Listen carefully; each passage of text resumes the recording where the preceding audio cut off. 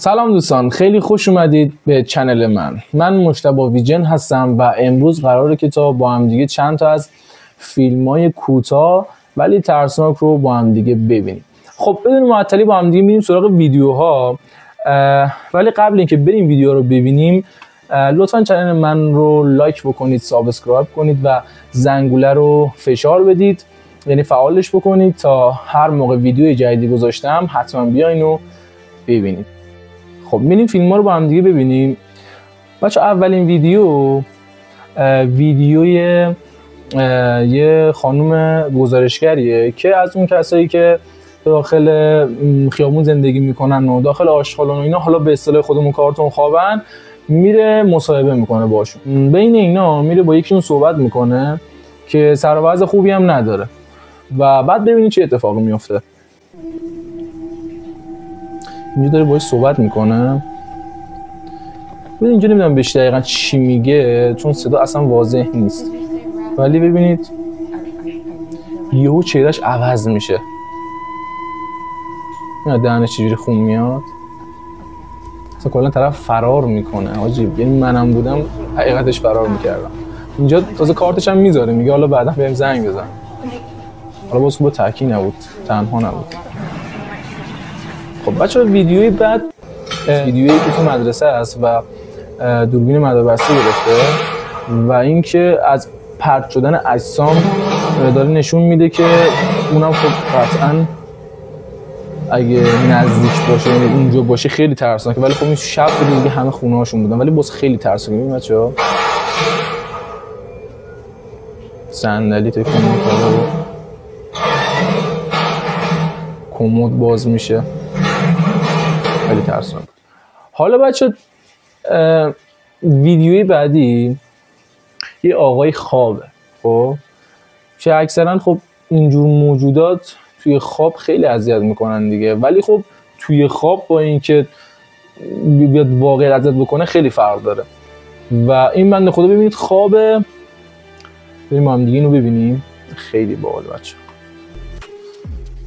بچه خواب، ببینید چه بلایی سرش میارن. ببین اوف، اصلا بلندش کرد برد سقف. ببینید بنده خدا رفت سر جاش نشست. بچه اینجور حالت ها واقعا خیلی وحشتناکه. یعنی مثلا من خودم گاهی اوقات سیاهی سایه چیزی میبینم و یعنی مثل چی فرار میکنم، خدا وکیلی. خب ترسناکه دیگه، آقا میترسیم دیگه، ولی اینجوری تا حالا حقیقتش ندیده بودم. خیلی ترسناکه اینطوری. بچه ویدیوی بعدی که خیلی وایرال هم شد حالا توی فضای مجازی، حالا نمیدونم دیدید یا نه، ولی خیلی باحاله. این یک نگهبان جاییه این طرف، نمیدونم حراست کجاست، بعد داره با یه موجودی که اصلا معلوم نیست کیه چیه داره صحبت میکنه و خوشوبش هم میکنه، باهاش دست هم میده. این خیلی ویدیوی قشنگیه، بریم با هم دیگه ببینیم بچه‌ها.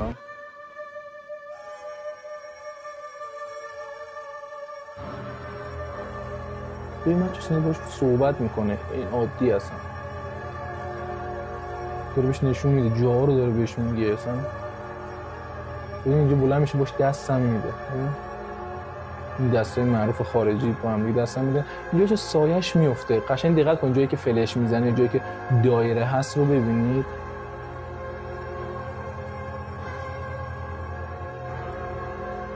اینجا ببینید قشنگ سایه‌اش معلومه که داره از پشت سرش داره میره رد میشه. رد شد. بچه‌ها اینجور آدما به نظر من وجود دارن و میبینن و باشون ارتباط دارن، ولی خب کمن، زیاد نیستن. خب بچه‌ها ویدیوی بعد ویدیویی هستش که راجع به جادو و اینجور چیزا هست. من تا ویدیو رو با هم دیگه راجع به این موضوع ببینیم. بچه‌ها نگاه کنید، یه پیرزن وایساده میگم با سوزن میزنه شونه دختره، یعنی اون خونش رو نیاز داره، یعنی بابت جادو اون خونی که از دختره رو اون سوزن میمونه نیاز داره.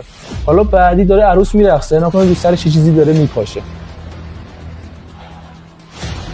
اصلا عروس هم متوجه شده چیزی رو سرش ریخت. ببین برگشت و نگاه کرد و خب اینم که داره دم خونش فکرم آب میریزه، نمیدونم حالا چیه، حالت خاکه، آب، این چیه، احتمالاً بیشتر آب و اینا استفاده میشه، حالا گندم و اینا هم میگن استفاده میشه.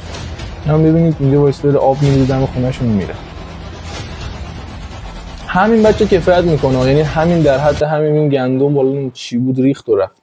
اگه دوست دارید که راجع به جادو یه ویدیویی بسازم و بهتون بگم چه حالتی پیدا میکنید وقتی جادو بشید و چطور بفهمید و چطور خنثیش بکنید، حتما تو کامنت ها برام بنویسید تا ویدیوهای بعدیم رو حتما یکیش رو راجع به این موضوع بسازه. به نظر من در کل سمت اینجور چیزا نرید، اصلا به درد نمیخوره و یعنی آخرش خودتون ضرر میکنید.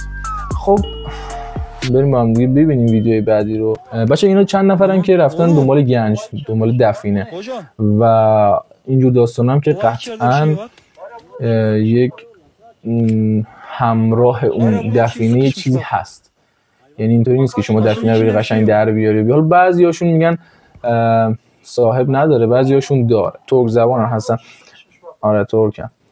و لای سنگ رو دقت کنید، یه چیز اصلا چیه، یه موجودی رو میبینن اینا. این بچه چشش اول معلوم میشه، بعد کلا میاد وسط تصویر قرار کرد. ویدیوی بعدی راجع به بختکه. حالا من نمیدونم که چون بختک به سراغتون اومده تا حالا، نمیدونم حالا تجربهش داشتین یا نه، ولی خب از نظر علمی میگن فلج مغزی میگن یه همچین چیزی، ولی به نظر من این همچین چیزی وجود نداره.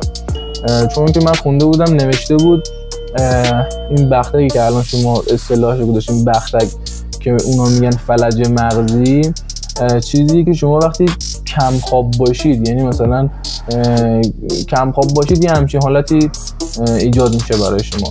در حالی که مثلا من شبایی شده که 3 روز پای سرم رفتم مثلا سر کار، مثلا 3 روز امتحان کردم که شبش هم کم خوابیدم، ولی همچین چیزی برای من ایجاد نشده. ولی خب مثلا برادرم مثلا خوابش هم تنظیمه اینا، ولی تا حالا چند بار بختک رو تجربه کرده. حالا این آقا اومده تو اتاقش دوربین حرارتی گذاشته که ببینه که این که شب اذیتش میکنه چیه. خیلی جالب بچه، با هم دیگه اینو ببینیم. مثلا اینجا ببینید قشنگ توی دوربین الان مشخصه که داره یه چیزی میاد بالا و الان دیگه این کامل داره میشینه روش. در اینجا نشست روشو.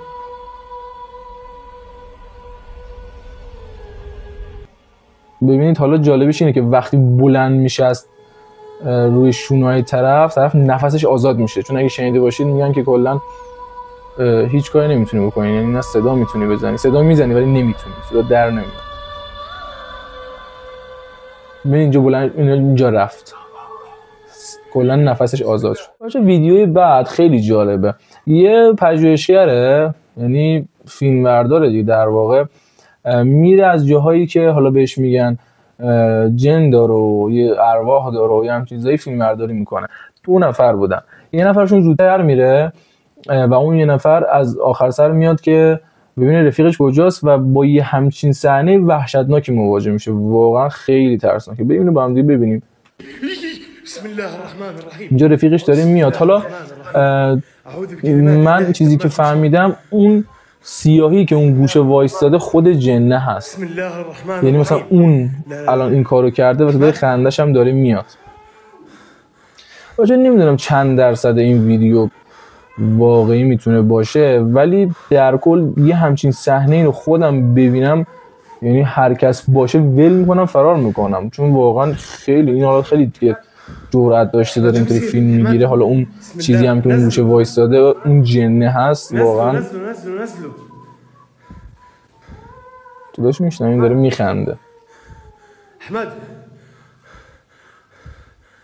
چون کلا بیهوش شده طرف.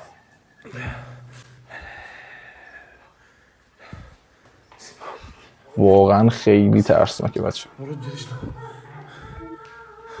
ها. خیلی ممنون که تا اینجا همراه من بودید و با هم دیگه ویدیوها رو دیدیم.